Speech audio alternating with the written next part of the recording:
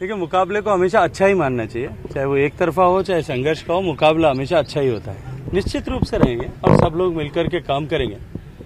और मैं भी चौकीदार हूँ। माननीय प्रधानमंत्री जी का ये भाव केवल चुनाव के परिप्रेक्ष्य में नहीं है, अपितु मैं इस देश के प्रत्येक संसाधन का चौकीदार हूँ। मैं इस देश की प्रत्येक असट का चौकीदार हूँ और देश के प्रत्येक हित को साधने का चौकीदार हूँ। ये भाव जनता के मन में उदित हो और जनता जब देश को अपना मान करके और उसके संरक्षण और पोषण के लिए काम करते हैं, निश्चित रूप से वो देश बहुत आगे बढ़ता है। दुनिया भर में ऐसे अनेक उदाहरण होंगे। जिस किसी भी देश ने ऐतिहासिक प्रगति की है, उन देशों में प्रगति सिर्फ इसीलिए नहीं हुई कि वहां की सरकारों ने कुछ काम किया था। प्रगति का एक कारण, बड़ा कारण ये भी था कि जनता ने देश को अपना मानकर संकल्प के साथ में काम किया था। हमारे देश में भी ऐसे अनेक उदाहरण मिल सकते हैं इतिहास में। जब जनता ने तय कर लिया तो निश्चित रूप से देश में वो सपना सच हुआ है। निश्चित तौर पर हमारे राष्ट्रीय अध्यक्ष जी ने जो बात कही, आज चुनाव के अंदर देश ही मुद्दा बनना चाहिए, राष्ट्रवादी मुद्दा बनना चाहिए। देश सशक्त होगा, लोकतंत्र मजबूत होगा, लोकशाही मजबूत होगी। उन्होंने जो कुछ कहा, निश्चित तौर पर इसी और देश को आगे बढ़ना चाहिए। आप मानते हो तो 5 में से 5 ही लाके दे देंगे। वो चुनौती जो अचानक उठी वो चुनौती है, पर वो बीटीपी कांग्रेस की गोद में जाके बैठ जाए तो मेरे उस क्षेत्र का आदिवासी मानसिक दृष्टि से इतना कमजोर नहीं है।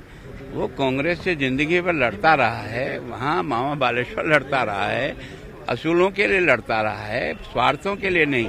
ये जाके कांग्रेस की गोद में बैठ करके अपना भला करने का जो प्रयत्न किया है, आदिवासी अपने भले की चिंता कम करता है, समाज और देश की चिंता ज्यादा। जिस प्रकार से 2014 के इलेक्शन में भारतीय जनता पार्टी ने ऐतिहासिक जीत दर्ज किया, उसी परंपरा के तहत उसी को आगे बढ़ाते हुए, और प्रकृति का नियम होता है सदैव आगे बढ़ना, तो प्रकृति के इस नियम के आधार पर भारतीय जनता पार्टी 2014 के चुनाव से भी बड़ी जीत आप सबके सामने पेश करेगी।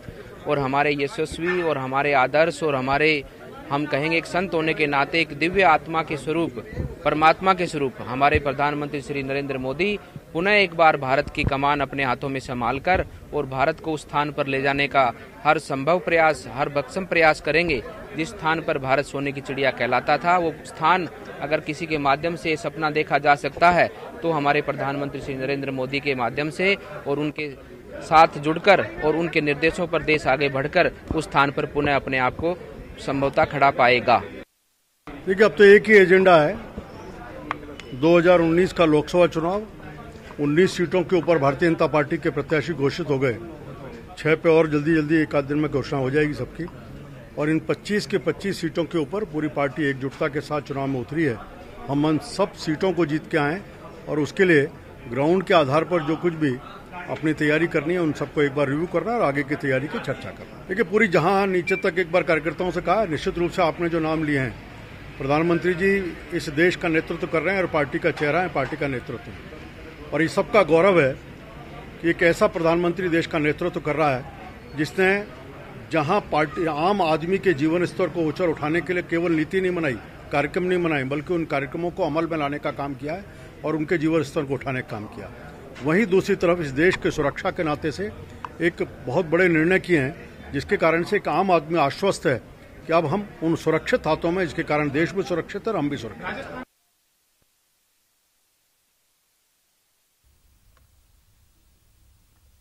तो तस्वीरें लगातार आप देख पा रहे हैं, महासमर के लिए महामंथन जारी है और बीजेपी की मीटिंग चल रही है। तमाम दिग्गज इसमें पहुंचे हैं। बीजेपी मुख्यालय में ये महामंथन चल रहा है। 2 तस्वीरें लगातार आप अपनी टीवी स्क्रीन पर देख पा रहे हैं। 2019 मिशन के लिहाज से ये बैठक बेहद महत्वपूर्ण मानी जा रही है। दूसरी तस्वीर में पूर्व मुख्यमंत्री वसुंधरा राजे को भी साफ तौर पर देखा जा सकता है। 2 तस्वीरें लगातार आपकी टीवी स्क्रीन पर। बीजेपी ऑफिस में तमाम दिग्गज जुटे हुए हैं और मिशन 25 के लिहाज से ये बैठक बेहद महत्वपूर्ण है। लोकसभा चुनाव के प्रभारी, सह प्रभारी, संयोजक, सह संयोजक, ये सारी चर्चा का उद्देश्य है कि आने वाले लोकसभा के चुनाव में भारतीय जनता पार्टी ऐसी कोई कमी चुनाव प्रचार के अभियान में छोड़ना नहीं चाहती जिससे हमें एक भी वोट का नुकसान हो सके। सब एक ही सोच है कि आने वाले चुनाव में 25 की 25 लोकसभा सीटों पर किस प्रकार से पार्टी विजय प्राप्त करे। इस सारे मंथन करने के लिए हम सब लोग यहाँ एकत्र हुए। हमारा सौभाग्य है कि आज इस कार्यक्रम में हमारे बहुत वरिष्ठ और केंद्रीय मंत्री, हमारे चुनाव के राजस्थान के प्रभारी प्रकाश जावड़ेकर उपस्थित है। मैं उनसे आग्रह करूंगा कि वो आज हमारे इस कार्यक्रम में हम सबका मार्गदर्शन करें। भारत माता की एक बार जोरदार तालियों से माननीय प्रकाश जी भाई साहब का स्वागत करेंगे। भारत माता की।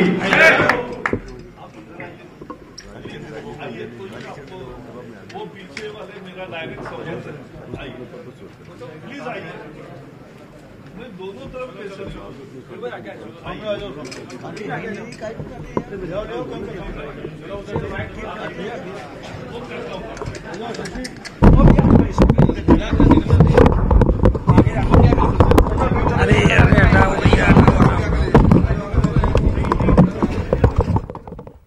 तो तस्वीरें लगातार आप देख रहे हैं बीजेपी मुख्यालय से ये तस्वीरें, जहां पर 6 महारथियों पर अहम चर्चा चल रही है। लोकसभा चुनाव को लेकर महामंथन इस बैठक में किया जा रहा है और पूर्व सीएम यानी कि वसुंधरा राजे समेत संगठन के तमाम पदाधिकारी इस बैठक में मौजूद है।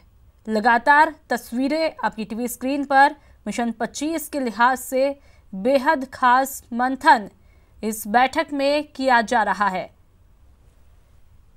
बीजेपी की जहां पर 2 सूची घोषित हो चुकी है, तो वहीं तीसरी सूची का इंतजार बना हुआ है। सबकी निगाहें अब तीसरी सूची पर है और ये कयास है कि 6 महारथियों पर इस बैठक में मंथन किया जाएगा। लोकसभा चुनाव को लेकर के महामंथन बीजेपी मुख्यालय में किया जा रहा है।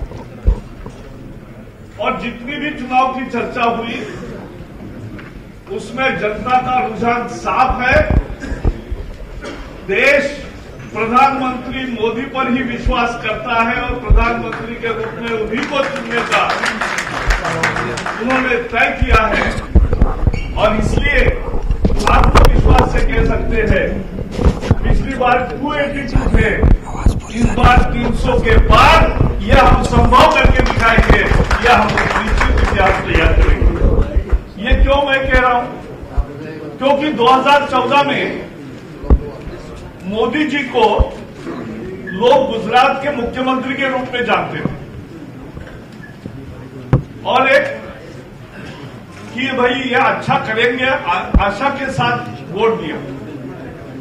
लेकिन इस बार लोग विश्वास के साथ वोट दे रहे हैं, क्योंकि 5 साल में देश ने कैसे तरक्की की और देश का नेतृत्व कैसे किया ये उन्होंने देखा है। और इसलिए लोग इस बार विश्वास के साथ, people last time voted with hope but this time they are voting with confidence. ये फर्क है और इसलिए 2014 के चुनाव से भी बड़ा जनादेश इस बार मिलेगा। अब मोदी जी के सामने तो विरोध करने के लिए कोई एक नेता, एक पार्टी तैयार नहीं थी, तो उन्होंने तय किया कि महागठबंधन बनाएंगे। लेकिन देखते देखते चुनाव जैसे नजदीक आ रहा है, महागठबंधन कहीं भी नहीं रहा। कल ही आपने देखा कि राहुल गांधी अब वायनाड से लड़ेंगे, ऐसा जब बताया तो कम्युनिस्ट पार्टियां ने कहा कि हम इनको हराएंगे। दिल्ली में, पंजाब में, हरियाणा में आम आदमी पार्टी के साथ उनको गठबंधन की इच्छा थी, वो नहीं हुई। उत्तर प्रदेश में शिवपाल जी चुनाव अलग लड़ रहे, निषाद पार्टी उनसे बाहर हो गई। आज मायावती जी ने भीम पार्टी को बहुत आपत्ति यानी उन पर आक्षेप किया है। केरला, वेस्ट बंगाल में कम्युनिस्ट अलग लड़ रहे, तृणमूल अलग लड़ रहे, कांग्रेस अलग लड़ रही है। आंध्र में रोज जो हाथ उठाकर चंद्रबाबू नायडू और राहुल गांधी, यानी मुझे तो लगने लगा था कि चंद्रबाबू जो हमारे कांग्रेस के ही हो गए हैं, राहुल गांधी जी के पीछे खड़े रहते, लेकिन आज वो दोनों भी अलग लड़ रहे, इसलिए बात साफ हो गई, एनडीए मजबूत है, महागठबंधन हुआ ही नहीं। इस बार एनडीए, बीजेपी और एनडीए रिकॉर्ड बहुमत से जीतेंगे, यह आज साफ हो गया, क्योंकि उनके पास कोई कार्यक्रम नहीं, न नेता, न नियत, न कार्यक्रम, और इसलिए नेता कौन ये तय नहीं कर पाए, और इसलिए कहा कि चुनाव के बाद देखेंगे। चुनाव में तो जनता ही पहले आपको देखेगी, तो कुछ देखने लायक है नहीं उसमें, और इसलिए ये चुनाव एक बहुत अहम चुनाव है, क्योंकि भारत जिस तरक्की के रास्ते पर चल पड़ा है, आखिर लोग चुनाव के मुद्दे क्या है? चुनाव का पहला मुद्दा है प्रधानमंत्री कौन बनेगा, देश का नेतृत्व कौन करेगा, और उसका साफ लोगों का इशारा है कि लोगों की नरेंद्र मोदी जी पर बहुत अदम्य विश्वास है कि वही देश को आगे ले जा सकेंगे। दूसरा मुद्दा है कि देश की सुरक्षा कौन करेगा, और सुरक्षा कौन करेगा इसका भी फैसला अब साबित हो गया कि देश सुरक्षित हाथों में है। 26 फरवरी को जब बालाकोट में हमारे वायुसेना ने पराक्रम करके पाकिस्तान में चल रहे भारत के खिलाफ आतंकवादी कैंप को ध्वस्त किया, उसी दिन दोपहर में प्रधानमंत्री जी चुरू में आए थे, और चुरू में उन्होंने कहा कि क्या आपको यकीन हो गया कि देश सुरक्षित हाथों में है, और लोगों ने जो रिस्पांस दिया वो आज भी याद है, और इसलिए देश सुरक्षित कौन रखेगा इसका भी उत्तर एक ही है, नरेंद्र मोदी, नरेंद्र मोदी, नरेंद्र मोदी, और उनके लिए लोग वोट दे रहे। तीसरा प्रश्न है इस चुनाव का, देश की तरक्की कौन करेगा? अगर 5 साल में गरीबों के लिए और सारे समाज के लिए और सभी देश के लिए इतने काम किए, यानी केवल 2.5 करोड़ घर प्रधानमंत्री के बने नहीं, केवल 8 करोड़ शौचालय बने ऐसा नहीं, केवल 6 करोड़ महिलाओं के चूल्हे मिले, गैस मिला, ये नहीं है। उसके साथ साथ आज सभी लोगों को, जैसे वसुंधरा जी के नेतृत्व में भामाशाह योजना चली, वो चली, उसके तरफ एक आयुष्मान योजना 5 लाख तक का इलाज मुफ्त कराने की आयुष्मान भारत आई। 12 करोड़ किसानों को 6,000 रुपए साल में उनको इनपुट के लिए मदद देने का काम शुरू किया। प्रत्यक्ष पैसे गए, केवल बोलने की बात नहीं, क्योंकि लोग आज कुछ भी बोल रहे हैं कि हम ऐसा करेंगे वैसा करेंगे, उसका कोई मतलब नहीं है। जो सत्ता में है उसने देकर दिखाया, उसने करके दिखाया। इंफ्रास्ट्रक्चर तैयार हुआ, 70 साल में 15 एयरपोर्ट हुए थे, और आज 5 साल में 25 नए एयरपोर्ट हुए, सड़कें बनी, बाकी सारे प्रकार का विस्तार हुआ, और दुनिया में देश का महत्व ऐसा बढ़ा कि आज दुनिया के नेतृत्व के पंक्ति में भारत खड़ा हुआ है।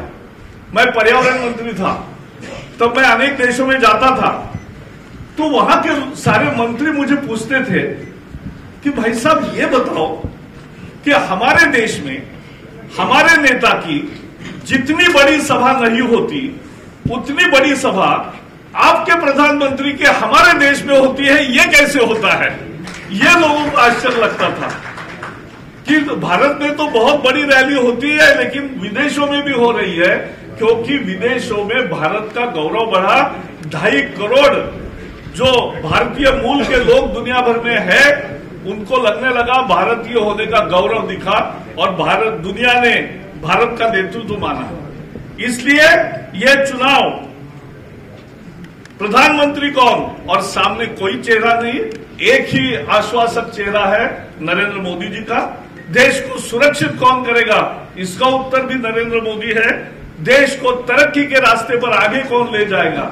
हम 11वीं अर्थव्यवस्था थे, आज 6ठी बन गए हैं, और आने वाले 5 साल हमें और मिलेंगे, तब ये 4थी अर्थव्यवस्था बन जाएगी। तभी समृद्धि बढ़ती है, तभी गरीबी हटती है, और इसलिए ये आज काम कर रहे हैं। विपक्ष के पास कुछ नहीं है, अभी राहुल जी ने भी नारा दिया गरीबी हटाओ, इनके परदादा ने भी दिया था।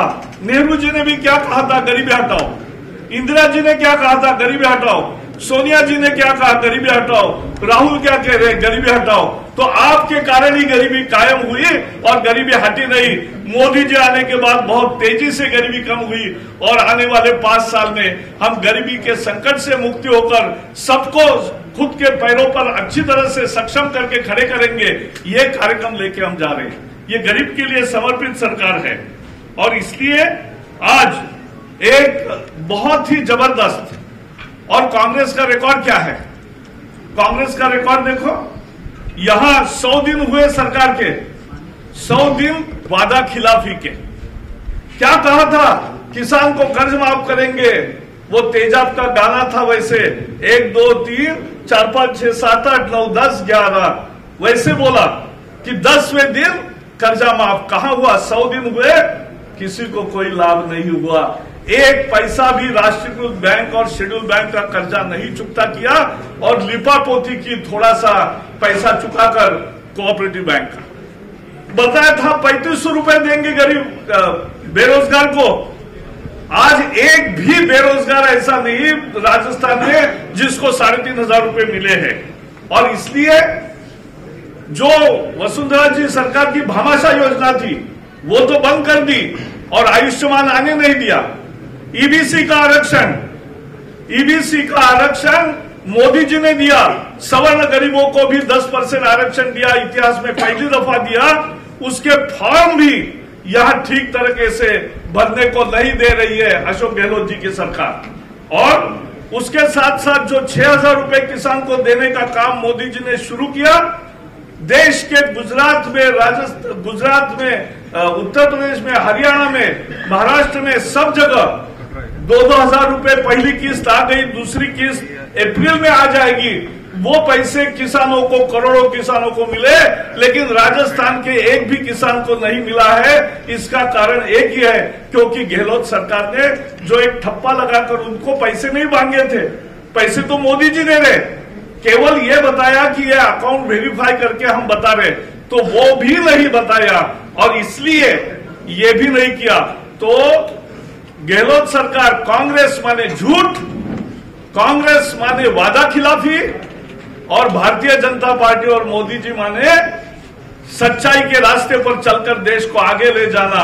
और भ्रष्टाचार के खिलाफ कार्रवाई शुरू हुई तो आज देख रहे हैं कैसे हड़बड़ा गए हैं, कैसे गड़बड़ा गए हैं। और इसलिए मुझे पूरा विश्वास है कि आने वाले इस चुनाव में राजस्थान में हम नया रिकॉर्ड कायम करेंगे कि 25, उनको लगता है कि विधानसभा के रिजल्ट के अनुसार लोकसभा का लगेगा, बिल्कुल नहीं लगेगा। राजस्थान में 25 के 25 सीटें भारतीय जनता पार्टी जीतेगी, यह हम करके दिखाएंगे। आने वाले 2 दिन में 5-6 उम्मीदवार जो हमारे अभी घोषित होना बाकी है वो भी हो जाएंगे। सभी तैयारी अच्छी करनी है, सब टीम मिलके लड़ना है और सब मिलके लड़ेंगे तो केवल एक सांसद नहीं बनेगा, हम सब सांसद बनेंगे। केवल एक प्रधानमंत्री नहीं, कल हम कार्यक्रम में गए थे, मैं भी चौकीदार हूं और देश में करोड़ों लोग आज खुद को कहने लगे मैं भी चौकीदार हूं। इस तरह से माहौल देश में बनता है, उसके लिए हम सारी तैयारी करें, इतना ही कहना है। और सबको बहुत बहुत शुभकामना देकर सबको विजयी भव, इसके लिए ये कार्यक्रम है। बहुत बहुत धन्यवाद।